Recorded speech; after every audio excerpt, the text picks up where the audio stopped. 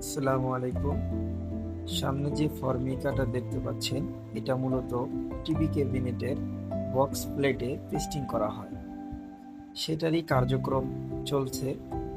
এখানে দুইজন দক্ষ কারিগর দ্বারা নিখুঁত হাতের ছোঁয়ায় সেই কাজটি করা হবে। আপনারা সঙ্গেই থাকুন, দেখে রাখুন যে এই পেস্টিংটি কিভাবে করা হয়। এখানে যে বক্স প্লেটটি দেখতে পাচ্ছেন টিভি ইউনিটের, এখানে সলিউশন গাম লাগানো হচ্ছে।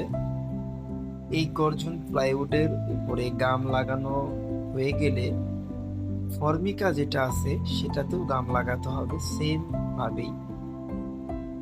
এই গামগুলো খুব মজবুত এবং খুব শক্তিশালী গাম।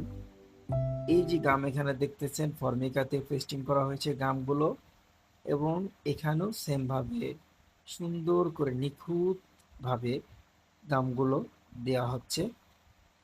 এই গাম দেওয়া শেষে অন্তত ৫ থেকে ১০ মিনিট সময় নিতে হয়।